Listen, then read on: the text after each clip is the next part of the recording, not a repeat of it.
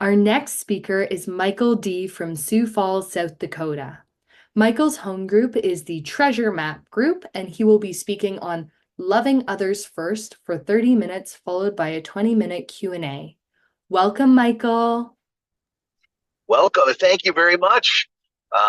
Jen, just love the way you articulated what you said. Those themes are parallel to this topic, and much of my thoughts, my prayers, much of my trying to understand this topic, you expressed very, very well. So thank you. Very, very nice job. And certainly I would be remiss if I didn't acknowledge my buddy T, who I love very much. So thanks so much for having me, T. Appreciate it. When I think of this topic, loving others first, first of all, it's a fairly like self-evident topic, right? Like of course we're supposed to love others first. That isn't new information to me. I knew that long before I ever got to Alcoholics Anonymous. I just couldn't pull it off. No matter how much I had tried, it was usually there were sort of attachments to it, right? Like I'll love you first as long as it's connected in some fashion with public display, so I can at least get social credit for being human, right? I'll love you first if I'm positive you'll reciprocate. I'll love you first if I can get some sort of pleasure from the outcome. I'll love you first if I get recognized for being a good person. I'm not sure any of that was love. Look, I think that love means to will the good or the spiritual well-being of another person. Is very, very little to do with use. And for me, that idea of usury versus love is really compelling.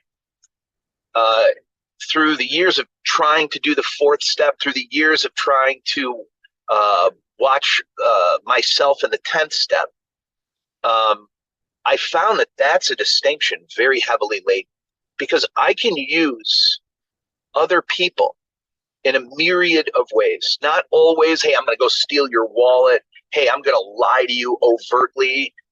Hey, it isn't really those sort of nuclear bombs of selfishness that have gone off in my life that detract me from loving you. That's not really it, at least for me.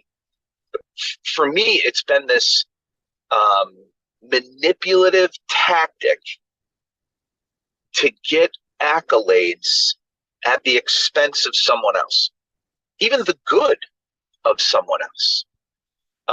When I am the axis that the world rotates upon, love and I are very, very separate from each other. One of the things that I discovered, I don't know, I was probably 4 or 5 years sober. I had my fourth step, and I'm looking at it.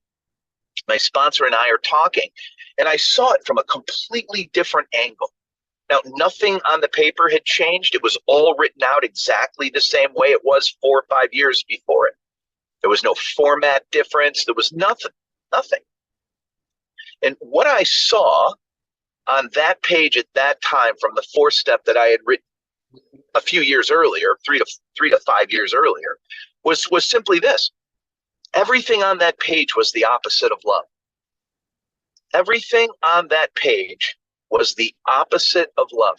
Now, those are determined by actions and behaviors and attitudes and things I've said, but it was also actions and attitudes that I should have displayed that I refused to display, right? There was as much omission underneath that lack of love as there was commission in the lack of love. And that was stunning to me. It was stunning to me. You see, but at the same time, not new. Look, I have a really, I'm not saying it's accurate, but a very sensitive radar within me. And I can tell when you mean something that you never said. I can tell when you are really saying something that you're not saying out loud. And I get to judge that, and I get to persecute you for that, and I get to assess you for that. And I get to talk behind your back and gossip about you in lieu of that. I get to use you, and then at the end of your offense to me, I get to assign what is appropriate justice for you to rebalance those scales in such a way so I can feel comfortable with my own dignity. Now, I don't know if you've heard how many times I said the word I in those last few sentences, but I and the word love are not remotely close to each other, right? When Chuck C talks about a new pair of glasses, and what's implied there is the old pair of glasses, right? And we call it a new pair of glasses because of the ironic shift in worldview that we get when the loving hand of God shows up, which he always shows up when the steps are active in our life. And so he's always penetrating this sort of calloused heart that we have and softening it. And that's why the steps are absolutely the tool to change that heart of stone to a heart of flesh. Absolutely the tool to not just bring about sobriety. And in all candor, sobriety is the smallest gift that Alcoholics Anonymous gives us. Now, it's paramount to all the rest of them. I got to have sobriety in order to get all the rest of the gifts. But in terms of the volume, I think it might be the smallest gift I ever got from Alcoholics Anonymous, which sounds, backwards. It sounds ironic, but it's really true. It's really true. I've been sober since August 27th of 1991, which is longer than some and shorter than others. The time that I've been in here, there were like this sort of periods where I would see things. And the first thing that I saw was that I desperately needed to stay sober. Before I came in, I felt the need to get sober. And once I was here, I felt the need to stay sober, not the same things. And then I think over time, I began to see that the reason, or at least one of the significant reasons that I need to stay sober, is because of exactly what Jen said, and that's step 11. You see, I was very ignorant of what Alcoholics Anonymous is about. I absolutely believed that this thing was about a group of people who struggled with drinking. When I came in, I turned out we had some language for that. We call it an allergy. And when the allergy's triggered, the phenomenon of craving develops. And I thought that's what we were doing here, is trying to hold that at bay so I don't drink. And of course, our book doesn't really say that anywhere. That was one of the paradigms I brought into AA, which is sort of another opposite of love, or maybe one of the things that helps me push back against love. And that's my own definitions. I get to use my own definitions on everything and refuse to just try to find truth and live in that. I just make them up, right? And when I make them up, there's always a bend toward my own pleasure, my own selfishness, my own reward of something. But when I came in, and I started looking for reasons to be sober. Like, after a couple of years of holding a job, like losing a job wasn't probably going to happen. After a few years of putting a little money aside, getting on my feet financially wasn't as difficult as it was when I was drinking 130% of my annual income in booze, right? That was a difficult financial responsibility and well-being. Drinking 130% of your salary. They don't go together. But when some of that stuff left, and I found what I find in every man I sponsor, what I find in all of my friends in AA, is that the yearning and the pining of the human soul does not stop, is not satisfied simply from physical sobriety. That there is a calling and a yearning and a pulling and a recognition that I'm here for some purpose that's much bigger than just living a life without booze could ever give me. Now I gotta have, and I want to be clear on this because I don't want anyone to misinterpret me. I gotta have the life without booze if I'm going to have the other, right? If I'm going to have the greater, I got to start with the smaller. And the smaller is astronomically wonderful. Don't misunderstand that. But man, if I simply settle for sobriety, I'll tell you who would have suffered. Everyone who wanted me sober to begin with. Everyone. My mother would have suffered had I settled for just physical sobriety. My wife would have absolutely suffered if I settled for simply physical sobriety. The men I sponsor would suffer, and they'd still be suffering today, even if I was just physically sober, if I had settled for physical sobriety. Wouldn't have been able to push them, wouldn't have been able to have deeper conversations. None of it would really matter. And we all sort of have this inclination at some point that it really does matter. I'll tell you, my boss would have suffered had I settled. My customers at work, my vendors at work would have not received all that they have had physical sobriety only been the intention.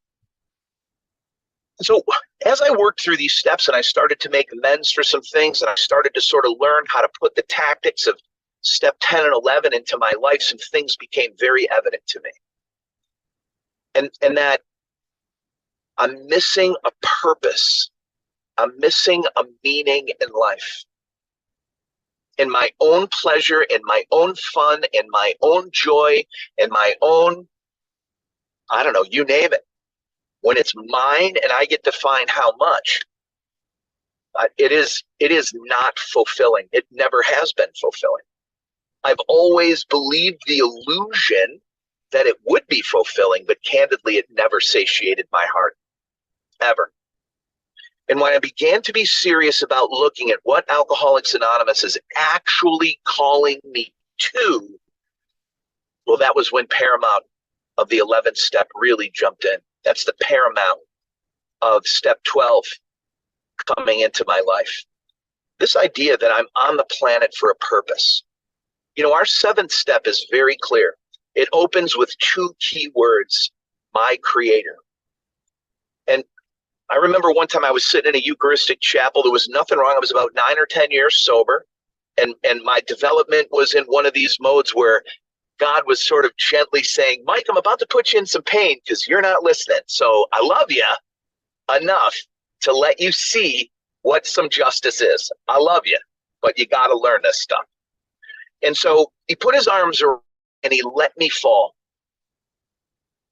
He allowed me to be in pain long enough so that I could go back to the work and look again.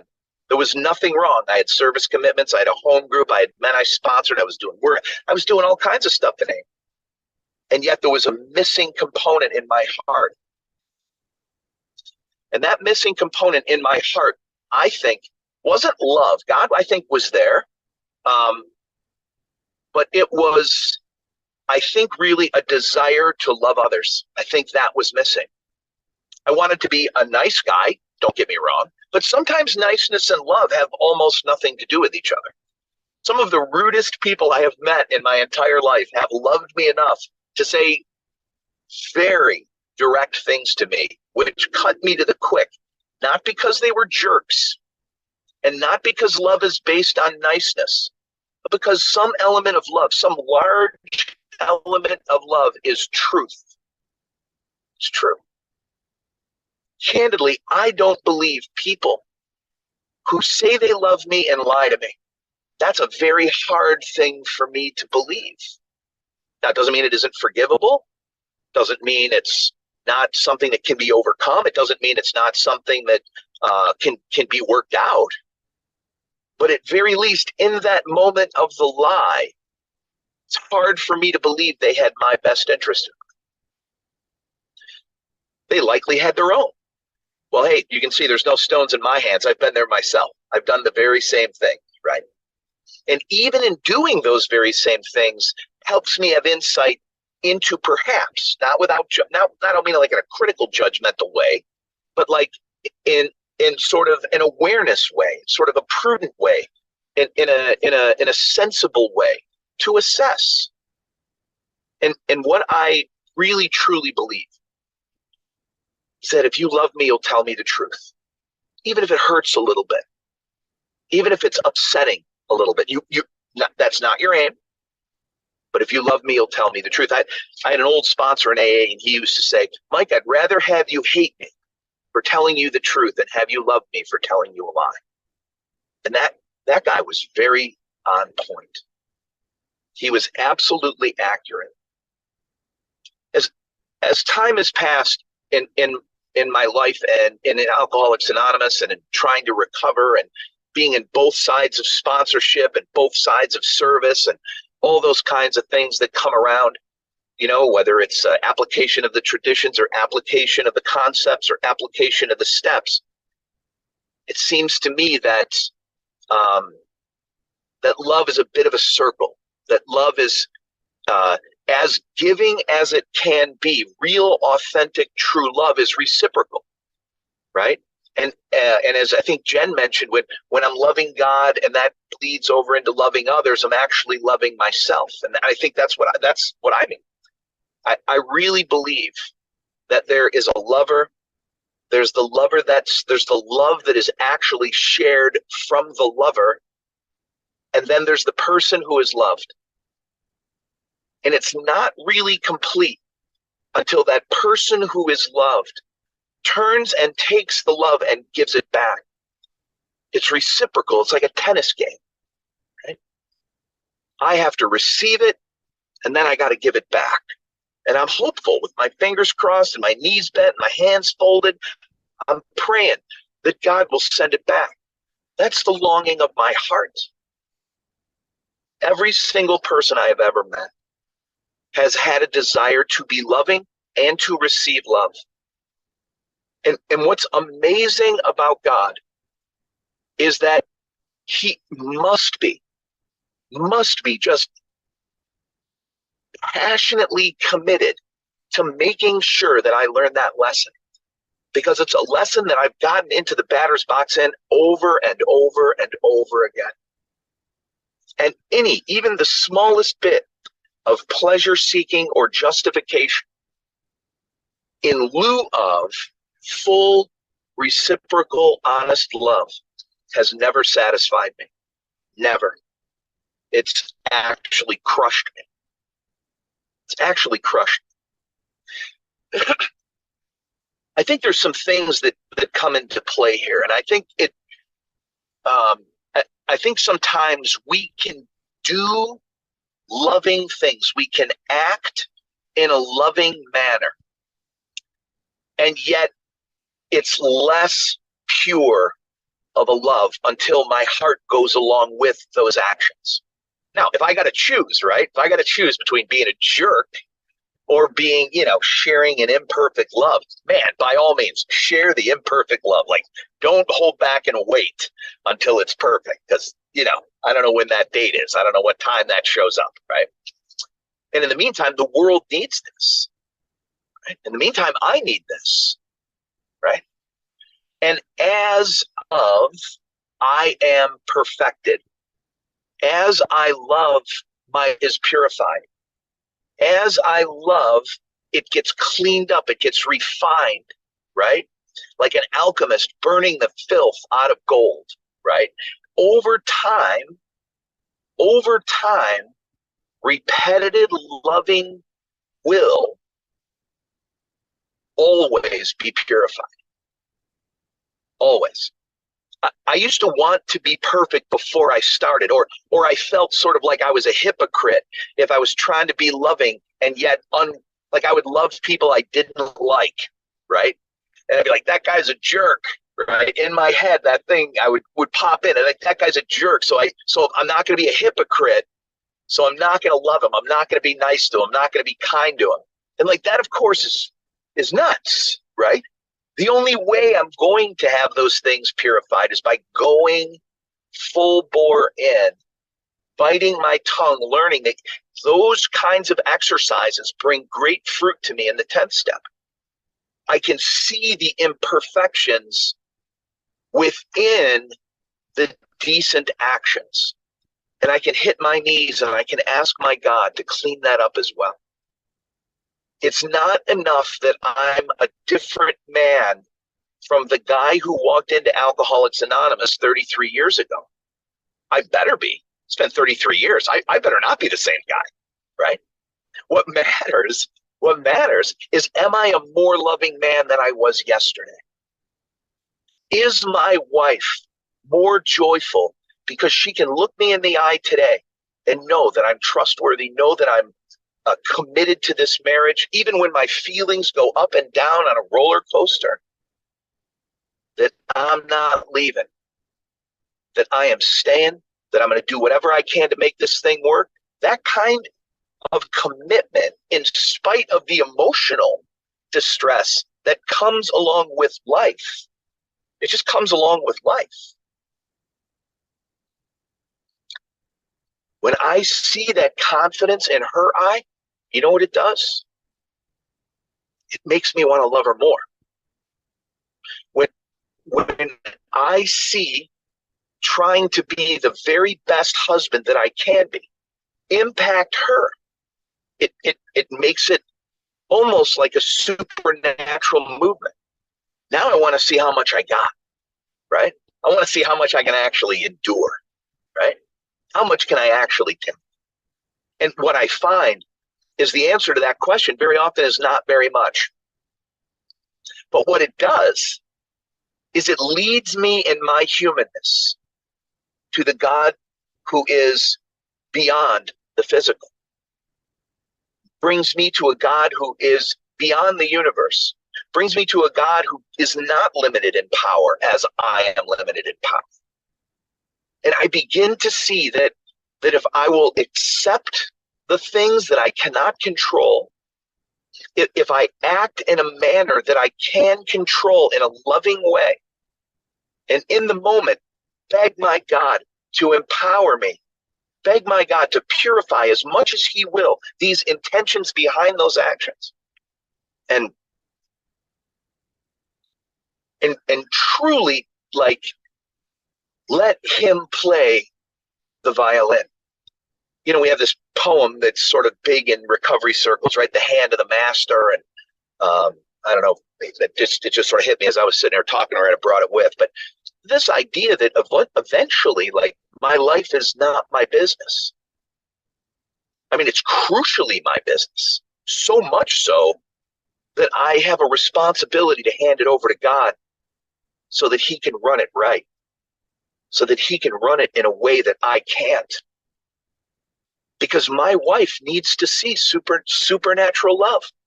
My kids need to have supernatural love in their life. My friends need supernatural love in their life. And if I'm only using me and what I believe to be good, and I get to set all the standards of behavior, and I get to make all the modifications when they're justified, and when they're not, I don't need to make them. When I'm walking around like that, boy, supernatural love, they're just not going to find it. And what I think, I don't know for sure, but what I think is that really the most loving thing I can do is to let God love other people through me. It's to get my selfishness so far away from our relationship, our friendship, our marriage, our parenting, that it's actually God loving that person through me. Now, you say, well, Mike, how do you get there? I don't know. I didn't come today with like a 3-part plan, like do this and then you'll get there and then it'll be great. Like, I don't have that advice for you. But I do have this. My experience would say that if I bring truth, goodness, and beauty to all situations, I am literally actualizing the presence of God in my life. And if that's the case, then prayer and meditation is easy to do. And my first or second or third motive generally will not be about me. I know we got this thing where they say first thought wrong. I'm not arguing any of that. We all have tendencies, of course. But when my intention is to bring truth, goodness, and beauty to all situations that I'm involved in,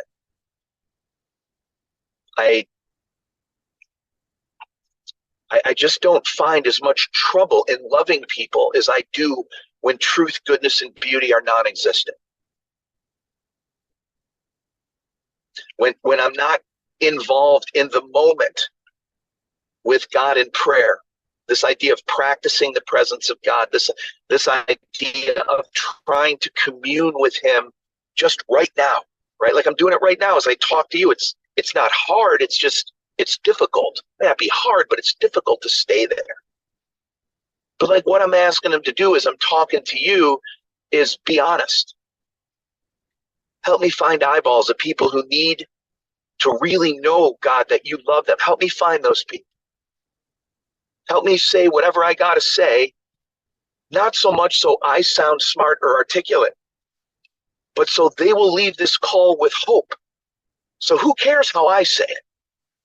I don't care how I say it today. What I care today is that you hear it in whatever way you need to hear it, so that you can take it with you, so that this meeting isn't something that ends in a half hour, that this meeting was a catapult or a trampoline to move us out into the world to practice this stuff in our lives. Because Jen gave a great talk. It was unbelievable. You could see in her eyes and her body language that what she was saying, she was absolutely sincere about. Now, she has no way of controlling the outcome of that. But as an observer of her beautiful message and being just on this meeting, like, I think the worst possible thing that could happen is someone say, hey, she gave a great talk. Now, she did, no question about it.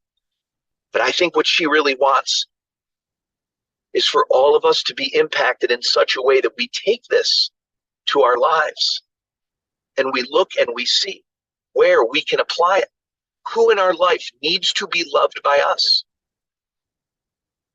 There's a great line in the fourth step under fear inventory.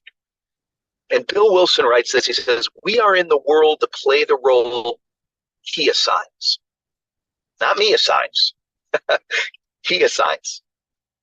And you know, when I think of that, the very first place that God has assigned me is to my wife, which means I have to be a faithful, loving, honorable husband, whether she's sitting right next to me or whether she's 700 miles away or 1,000 miles away or whatever. I got to love her. She needs things from me that I might not have the capacity to share. Like I might not be in an emotional disposition to be a good listener for a 20-minute rant on her side. Well, do I just yell and bark and say, well, today wasn't a good day for me, so it's okay? Well, maybe it's not a good day for me, and maybe it still is okay. But really, I think what I should be doing is asking God to empower me. God, right now it's hard for me to listen to her, but she needs it. Please, God, just empower me in this moment to just be kind, to just reflect you to her. And gang, I got to tell you, that purpose that I was missing in Alcoholics Anonymous, I found in prayers like that. Hey, my son needs this. Hey, my friend needs that. Hey, some guy who I've sponsored for years is calling about the same problem again. He needs me to be patient, God. Help me be patient. Or I could just yell at him, make him feel bad. I could just belittle him. Maybe belittling him would get him on the right track. Like, I don't believe that for a second. I don't believe that for a second. I'm going to close with a story about my granddaughter, Grace. And if you know anything about me, like, I am absolutely enthralled with my granddaughter, Grace. And Gracie plays soccer about 5 years ago. She's 10 now. About 5 years ago, she was playing soccer. So I don't know if you've ever seen 5-year-olds play soccer, but it is a horrible soccer game. They don't know the rules. They don't care. They run around kicking shins. Every ball goes out of bounds. There's like 7 or 8 kids just in a pack running around. It was a horrible soccer game if you're into soccer. But as a grandpa, I got to tell you, I was hypnotized by this child. I was overwhelmed. I was mesmerized by this child. I could not believe the love I was feeling inside of me in that moment, watching this 5-year-old play horrible soccer. And I'm standing there and I'm wondering about me, like sort of feeling and experiencing me watching her. And what I got was this: Mike, that's how I look at you. Mike, you don't know how to play the game of life either. But I'm looking at you, Mike, and I love you. I'm looking at you, Mike, and I'm mesmerized because I love you. Just like you're looking at Grace, God was looking at me. Now, if Grace is going to continue to play soccer, she's going to have to grow up. She's going to have to mature. She's going to have to learn the rules, and she's going to have to be willing to follow those rules. I think in recovery, it's the same way. Yes, God is hypnotized by us with the love he has for us, but he is calling us to maturity. He is calling us to learn the rules of life and get in line so that we can have that flow from God's love to us and our love to other people. Thank you so much. God bless you. Have a good afternoon. Being able to be here today. Thank you.